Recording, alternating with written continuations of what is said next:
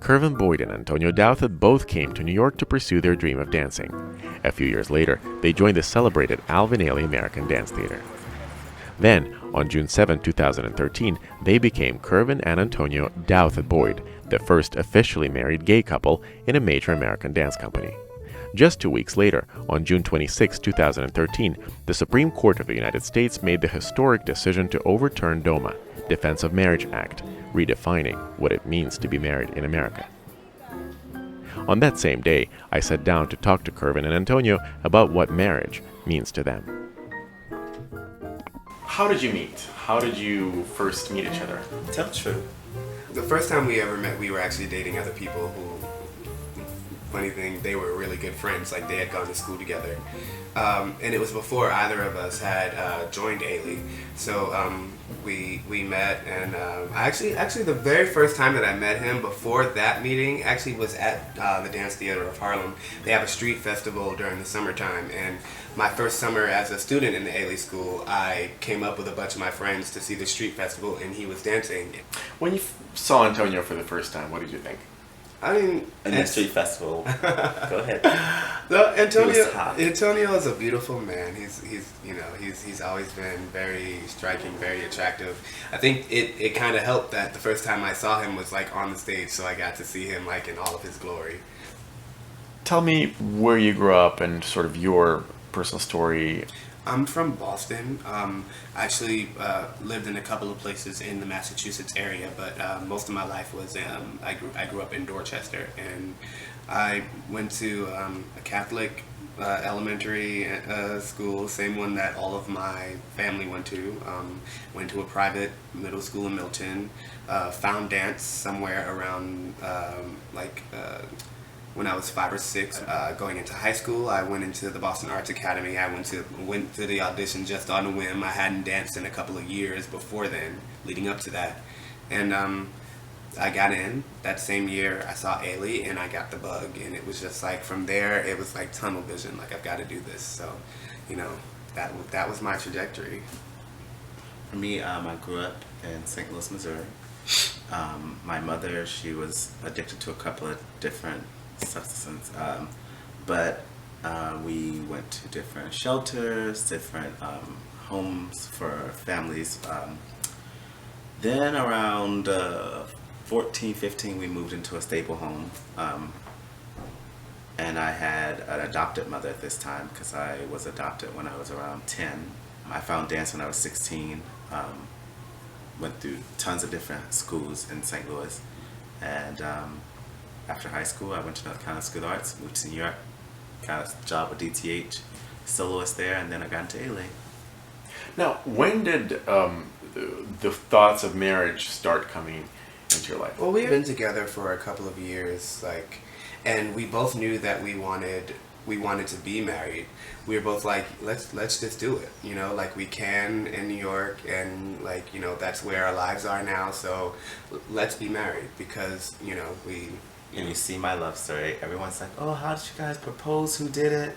It was kind of just, let's just do it, and that was the end of it. Yeah, it's like, Did you have a minister perform the ceremony? At the clerks, the city clerk. We did Yeah, that. the actual clerk. And he put on a show. Yeah, Oh my God. he was actually amazing. Like, it was pretty like once he started, it was like, oh my God, like this is very real. Like, he's so serious about it right now. But It kind of scared me a little bit. And he literally was was like, "Oh, you guys ready?" And we were like, "Oh yeah." And he was like, "We're gathered." And we were It was like, oh, really God. gonna be that? Like, he really put on like a Broadway production for us, and we were like, "This is crazy." It was amazing. But he was telling us that, he has one of the best jobs because, all day he's just surrounded by love, and so, he literally, goes from chapel to chapel. There's two chapels facing each other, and he literally goes from one to the other, just marrying people all day long. And today is a historic day in the history of human rights in this country, because literally today the Supreme Court of the United States overturned a law that said that heterosexual and homosexual marriages are not equal.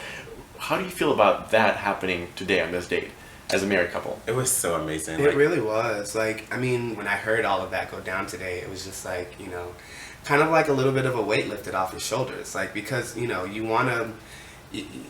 you want a life. You know what I mean? Like, And file taxes together. You want to file some joint taxes. No, You want those benefits too.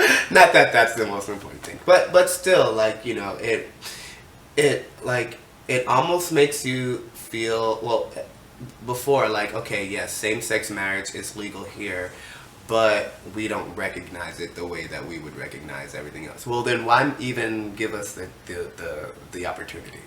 And it's better just because, like, you felt for so long like a second-class citizen. I pay my taxes, I go to work every day, I pick up after other people's dogs on the street, and then now, like, I don't have to feel like because we are gay that we're not just as good as my mother and father or my grandparents who were married, that we are at the same class, we are at the same place, like, regardless of, like, us being gay. Like, it just validated that for us, so that made it so much better. So much better.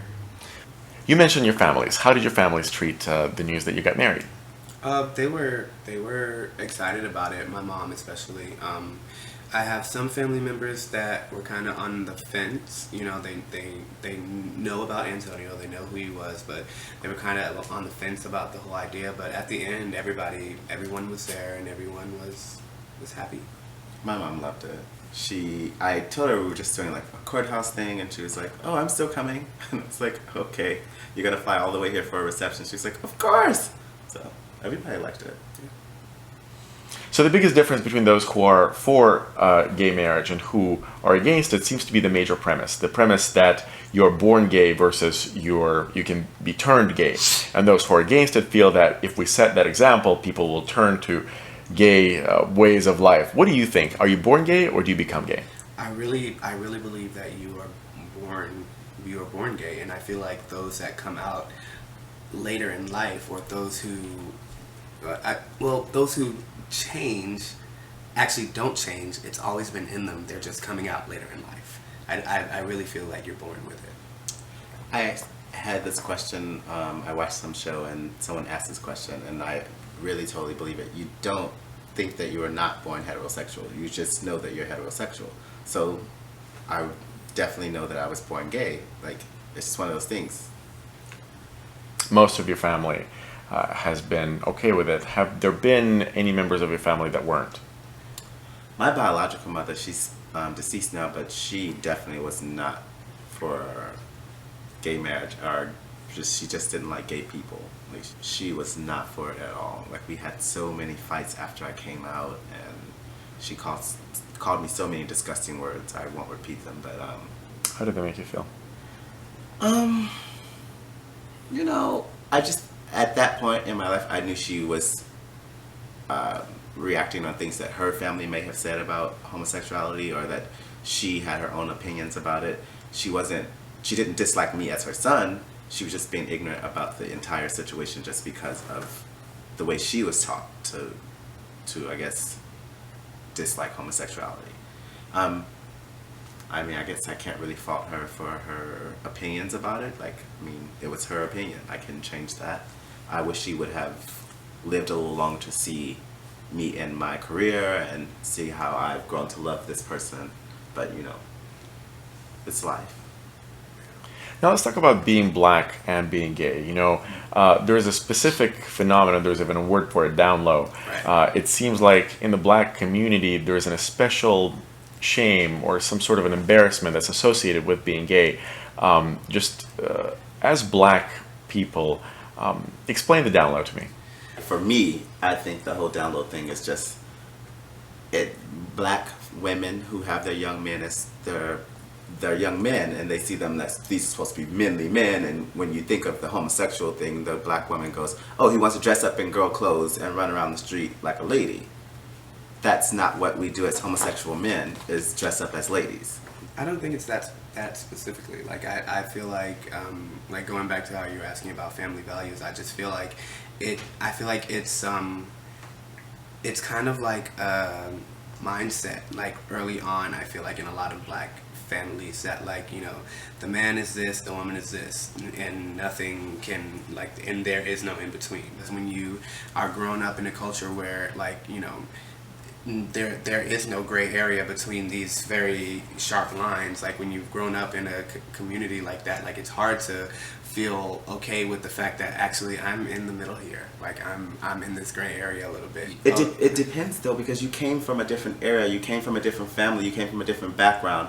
Like you didn't come from a neighborhood that was like, for lack of better words, the ghetto. You didn't come from that neighborhood. You didn't come from the neighborhoods where these women did everything for these little boys, from being on welfare or working 8 jobs to take care of these 5 kids they have in this one home without a father.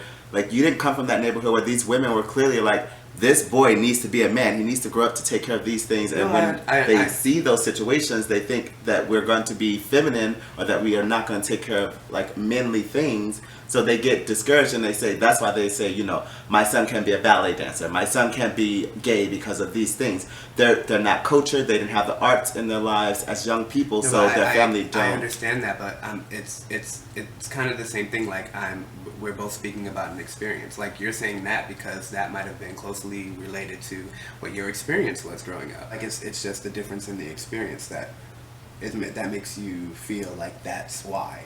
Like, and that's the only way why, you know what I mean?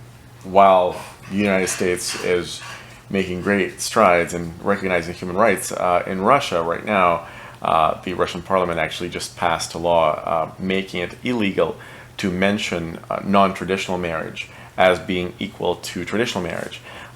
If you could say something to the Russian lawmakers, what would you say?